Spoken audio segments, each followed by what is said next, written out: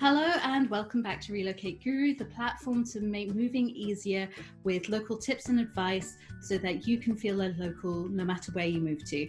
Today we're going to be speaking with Marcelle Yeager from Career Valet because moving abroad, sort of like finding a job, is really difficult at the best of times. But just now during the global pandemic, it's harder than ever. So whether you are looking to move to a new country and you need to find a new job before you go there, or whether you are an expat spouse and you need to find a job in your new city or country to go with your partner, Marcelle's going to give us lots of amazing advice. So to introduce her, so she started Career Valet in 2012 and has helped hundreds of mid to exec level professionals reach their next level of their careers by strengthening the narratives in their resumes and cover letters and with their LinkedIn profiles. So she's been a regular contributor on places like Forbes magazine, US News and Monster.com. And she's also worked abroad for 6 years in places like Russia and Chile. And she's currently based in Washington, DC. And I'm very pleased to introduce you now. Thank you so much for joining us, Marcelle. I'm happy to be here. Thanks for having me, Nicole. So what got you started on your journey? So give us a bit of background of what got you started with Career Valet. That's a great question. So I recognized I needed to have a portable career when my husband joined the U.S. diplomatic service in 2011. I'd been doing strategic communications consulting in the U.S. for about almost 10 years by then. But this move overseas and moving every few years necessitated that I came up with something for my career to continue. And so I started Career Valet. And the reason I did is I realized for years I had been helping friends and family and colleagues with job search advice and resumes. So it sort of made sense to turn that into a business. And yeah, so have through those struggles, sort of like what have been like the biggest tips and sort of like strategies that you've found that really made a big impact? Absolutely. So I think in terms of finding a job, of course, as we all know, it can be super difficult when you're overseas. But the main thing you should spend the most time on is building relationships. And that's true even if you're staying in your location or repatriating back to your home country. But I tell even clients that I have, that are based primarily in the US, the same exact thing, which is really focus on that and not so much pushing and saying, here's my resume, here are my materials, do you know something? But actually building a relationship, reaching out to new people in different groups, say whether it's a women's expat group or a parent organization at the international school or a local chamber of commerce like the American or British Chamber of Commerce overseas, and try and get in those circles and really just start building relationships, because that's the way that you're really going to get referred. I think it's something like over 80% of jobs are filled through referrals. And a lot of times we think that has to be our best friend or someone we know really well that we worked with, but that's not the case. It really can be as simple as I met someone, we had great rapport, and I'm going to forward their resume on to my human resources department. So definitely start there and just make sure you're asking for advice. When I say, it's more like connecting the networking, right? So asking people about the culture of where they work, or asking for how they got into their career field or on their career path. Really that advice seeking, I think, is where you'll build the relationships and help, get around some of those black holes of just sending your resume and never getting a response. So that's really important about like building relationships, and that's really, and doing that networking groundwork is so important. And those opportunities to do that have really reduced at the moment with the pandemic. You can't go to networking events. You can't just meet people at events or coffee shops like you would normally do. So have you found like any particular sources where it's a good place to kind of reach out that doesn't feel too like spammy or tricky to difficult online, because sometimes building up a relationship online can be difficult. So if you found any good ways to make that easier. Absolutely. It is more difficult, as you said, not being able to get together in person, but I would still encourage everyone to take the virtual opportunities there are, whether, like, I belong to a women's network here in the US, and there's virtual coffees. Um, and if there are opportunities like that, still get involved, because everybody's eager for that personal connection. So they're still happening. And you might find them even in unexpected places, right? Like a fitness class or the local library or through the school. Um, However, there's another strategy that also works really well, especially once you have your materials, and we can talk about that in a moment and how to really make those stand out. But one great way is using LinkedIn. And in most countries, I find that it is a well-used platform. I know that in other parts in Europe, for instance, there's different platforms as well that folks use. But whatever is the most, popular one where you can find professionals, reaching out cold on there is not such a bad thing anymore. It's something that people do even in normal times. If you make your message meaningful, if you tell the person, maybe you have a connection, maybe you both know, a guy named John, and you notice that. Well, you can mention that and say how you know him, and then give a little background about yourself, and still do that advice seeking thing I was talking about, where you ask how they got in their path or what the culture is like at the company or organization they're at. I find it's very effective if you make it personal. Again, it's like when you at a party and you meet someone and you just seem really warm and interested in them, that's going to get a reaction. And the same is true even through an email or a LinkedIn message online. And then just not being too aggressive and asking, instead of saying, can we have a 1-hour virtual coffee?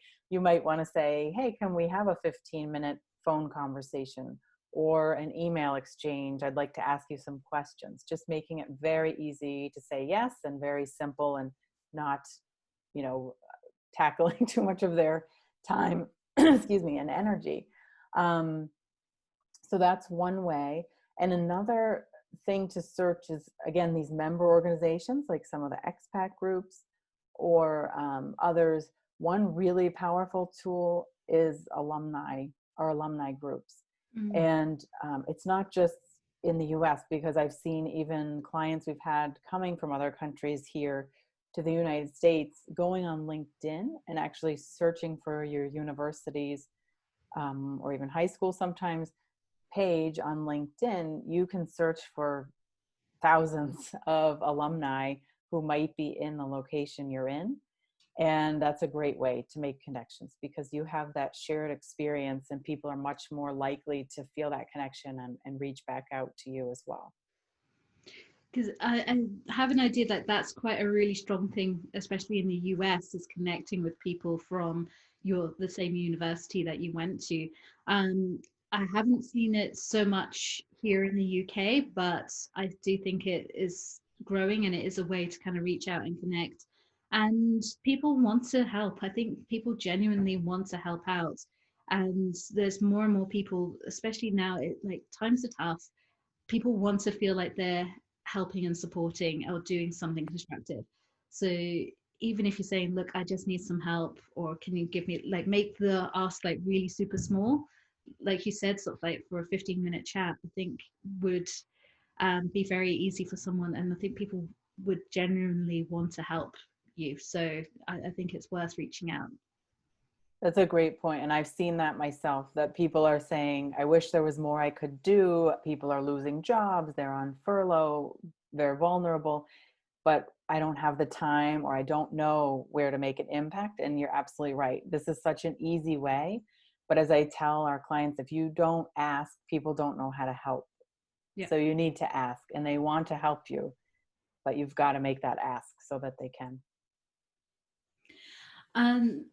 So going into sort of like the next step, so whether you have like a fantastic CV, a lot of people say that they have tons of experience, but they've moved around a lot, or their CVs are disjointed, or because they've moved because of their spouse, they're not allowed to work because of visa restrictions or other problems. How can you sort of like get around those issues that you've seen to help get a job? Great. Yeah. So the main piece in your materials, and then I'll talk about the restrictions in a moment, Mhm. is that you really have to tell a story, right? So, just like myself, and my experience now is very different. I worked even in the private sector and the federal government here, and then started my own company. So tying those threads together is very important. And it's possible sometimes in ways you don't even realize. So I would think about it very much in terms of, okay, are there industries where I have a lot of experience? Even if you've been in different industries, that shows diversity of experience and background, which a lot of companies nowadays are excited about. So make that more prominent, right? Maybe it's that you have worked in different job roles, but the skills are related, right? So if you've worked in like customer service and office management, or as an executive assistant or secretary, there's skills that cross all of those different roles, right? That you can use and feature, and that's part of your story, right? So a lot of it is really figuring out what those threads are, tying it all together, and making that very clear, say at the top of your CV or resume and your LinkedIn about section. Because what your goal really is to help that person, your employer who receives it, or a hiring manager, to say, oh, I get it. I get where she's coming from. And she has these skills and these strengths, and here's where we can apply them and where she's trying to go. As far as the restrictions and so forth, I've seen a lot of different paths and how to do that. For example, when there's not an agreement between two countries where the spouse can work, and I know some companies restrict it. From the government side, there's not much they can do. So I have seen spouses actively go out into the local community and again start networking, and telling their story and building these relationships, and actually find jobs, and without the support of the local embassy, be able to navigate the local ministries and get a work permit in order to work for the local company. So it is possible. I've seen it several times. I've even seen people do that or work for a multinational, which is a little easier once you're in another country, and then come back to their home country and work for the same company, say at the headquarters or another office. So it's not easy. I'm not going to pretend that it's something that happens all the time. It's definitely tough to do. I think more often what I see is that somebody tries to take their job with them, even if it's in a different role, right? So if you've had a full-time role in your company, in your country, if there's a way to restructure that, and even if you're writing proposals or just writing blog posts and articles for your company, if you're in communications, for example, or PR, that could be a possibility. There's different shifts in conversations you can have. I've also seen people go back to old employers and say, hey, I'm going to be moving to Germany or wherever, and I'd like to find some remote work possibilities. Is there anything in the company or other people I could talk to where there are some opportunities? And then you do normally have to check what obviously the tax regimes are, and the rules are important, and a lot of accountants can help figure that out. But a lot of companies will hire, a lot of the multinationals I've seen will hire a third party sometimes to navigate a lot of those legal and tax issues. And right now, it's like the excuses of not doing a remote work is kind of out the window. So like this is a prime opportunity to sort of say to a company like, look, I can work remotely. I've been working remotely for best part of a year. I can keep doing it. As long as you can work out the time zones and whatever, is like the excuses of not allowing remote work has definitely been put out the window. Yes, I'm seeing that a lot, and I'm telling clients, and it's working most of the time, except in a few industries like healthcare, in some cases, saying, okay, if you get an offer, negotiate that. I mean, it's definitely a main point of negotiation now. And people, yeah, living far away in different countries, different cities, are given that opportunity because companies are realizing if I want the best talent, I need to be more flexible.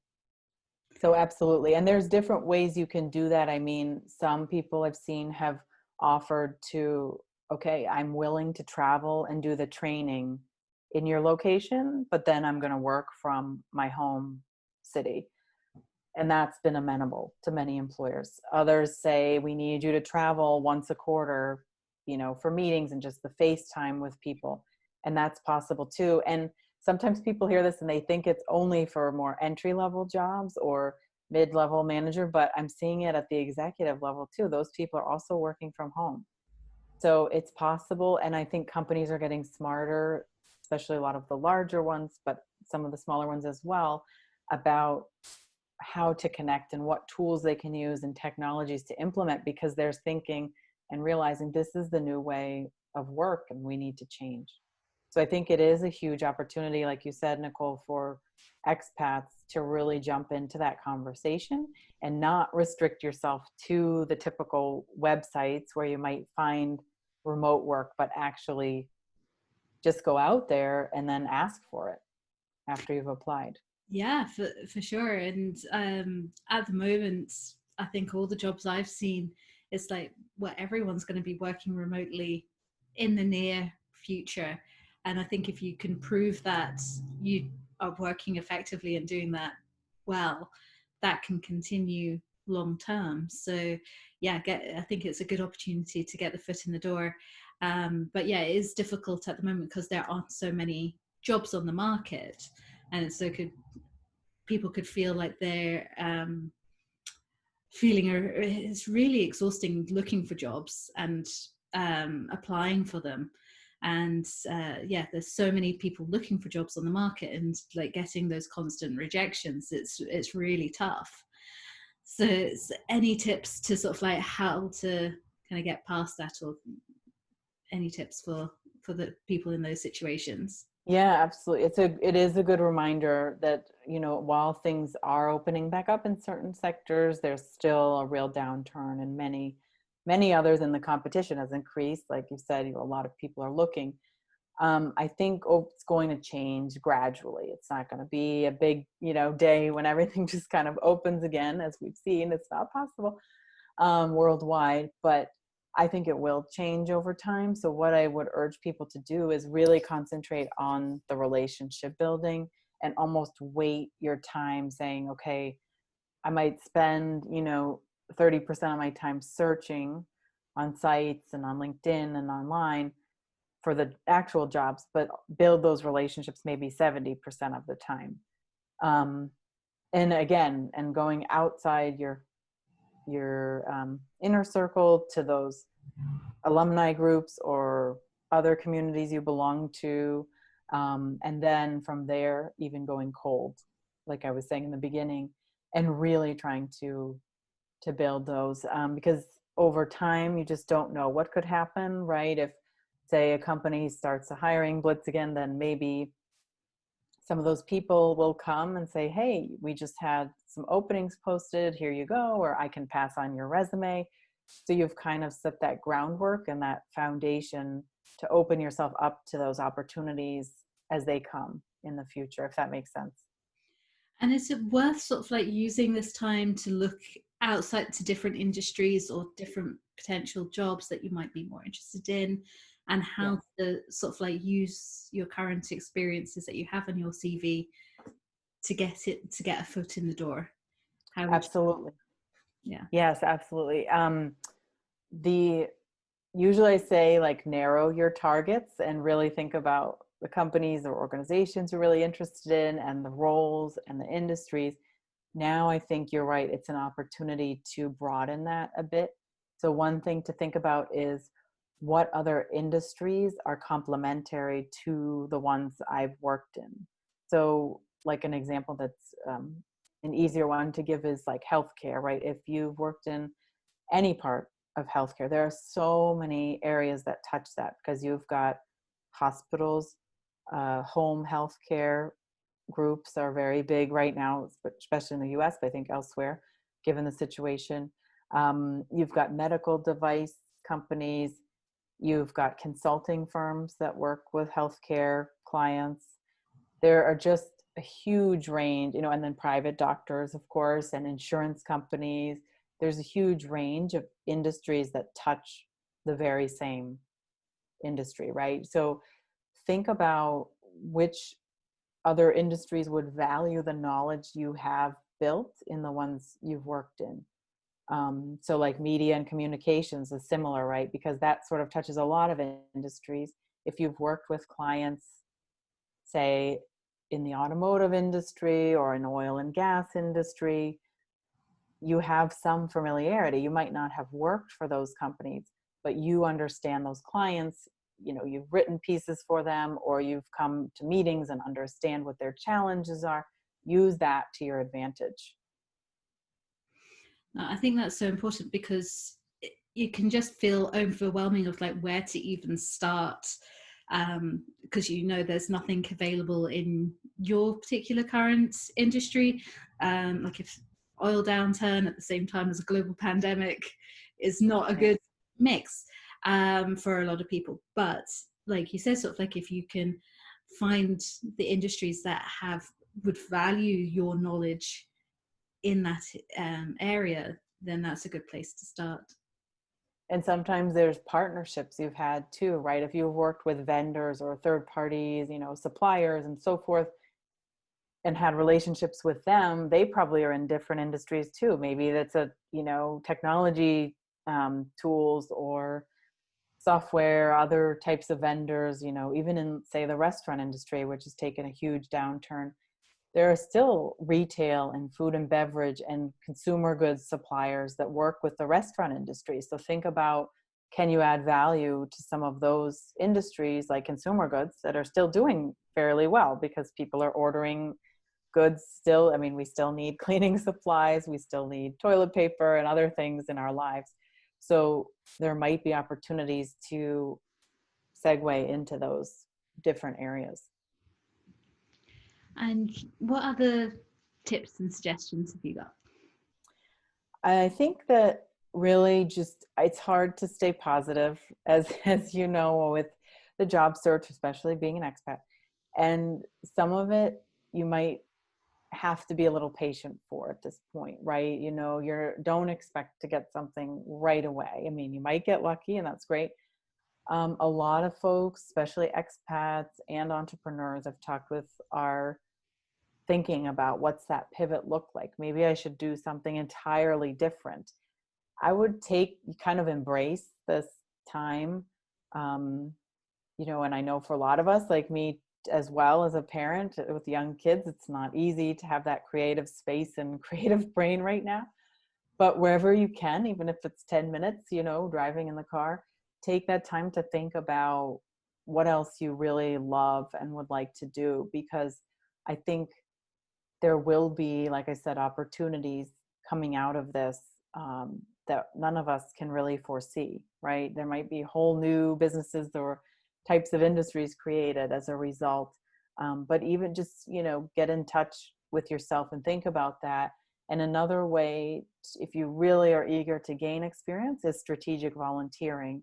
And even though right now it is hard to go in person for a lot of that, there are still opportunities to do some consulting or advising for different organizations. So if you have a passion, about helping children who are orphans, you might think about, how can I find an organization to work with? And if your skills are in budgeting or finance, maybe there's something you could do for them remotely, right? Or if it's in writing and editing, perhaps you can help with their newsletter. And there's a lot of different things you could offer. And I'm, again, back to being grateful for the help. I'm sure those organizations would be happy to have your expertise. And that is strategic because you're still working within your field and can build on your resume and help you for the future.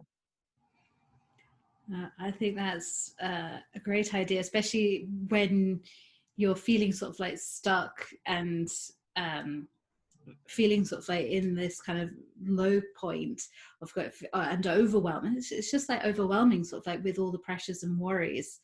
But when you start helping others, that can dissipate a bit and feel like you're doing something of value and contributing. And it also will help boost your CV as well, and help maybe pivot, as you said, your career trajectory to something that you really love and find real purpose in. So while you might think, oh, I can't afford to volunteer because I need to pay the bills, it's like, well, at the moment, if there's to spend a few hours a week volunteering might be the thing that helps lead you onto a different career path that fulfills you. So that might be see it as an opportunity. Exactly. That's great. So so to round up, sort of like the kind of main points I took from that was sort of like, is one, definitely building relationships, like get networking online, sort of reach out to your contacts on LinkedIn, reach out to your alumni. The alumni offices for your university are usually a really good source, and they want to help and sort of like put you in contact with people, and they want to and other mentors. So definitely seek them out. Then also look about how to craft your CV and your LinkedIn profile to tell a story. For some people that can be a bit like, well, what does that even mean and where do I even start? Marcelle has lots of fantastic resources over on her website to help you like figure that out and figure out your journey. But I think that's a really important tool to sort of like to pull those threads together, so it doesn't look like you are like 3 months here, 6 months there, and it's like a crazy CV. It's like, no, it has to tell a story of all the tapestry of experience that you have.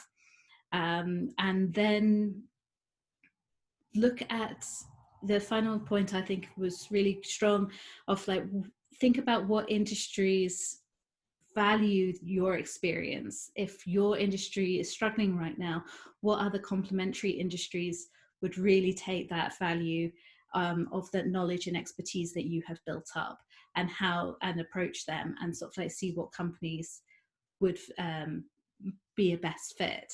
So it might not be the initial ones that you first think of, but there might be other service companies or technology companies that are related that would really value your expertise and knowledge. So check that out and start thinking that. And then finally, look at volunteering and see if that could be a way to sort of pivot your career and into something that you really love. So any other points that you want to add to that, Marcelle? I think that's great. You did a great summary. So you can find Marcelle at careervalet.com for more information. She's also got some really great offers going on as she's relaunching her new website just now. So sort of like check those out. I'll be putting all the links in the comments below, so you can go and check them out there. Thank you so much for joining me, Marcelle, today. Thank you, Nicole. It was my pleasure. And thank you for everyone watching. If you have any questions at all, please put them in the comments below and we'll get back to you and answer those for you, or reach out to Marcelle directly, and we'll be putting all her links there for you so you can get in touch. So I hope you all have a great day, and if you know anyone who needs to hear this, please share it, and I hope we can help. So have a fantastic day, everyone, and we'll see you next time.